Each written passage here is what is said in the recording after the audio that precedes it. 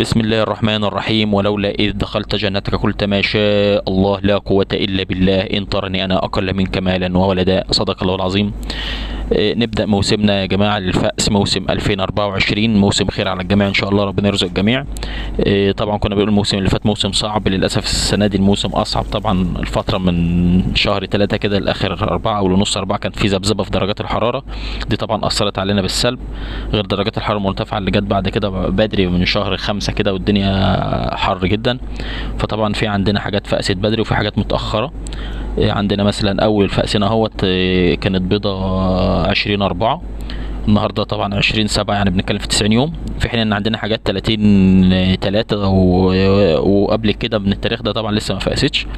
دي اول سلحفه بتفقس معانا في الموسم ديت.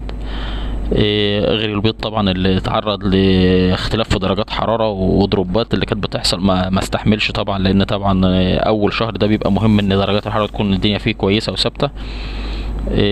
فان شاء الله ربنا يستر على التسعير وربنا يقدرنا ان احنا نطلع بسعر كويس.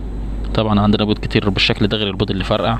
تواريخ لو لاحظنا هنلاقي حاجات 6/4 و30/3 وحاجات كده. 30/3 اهيت.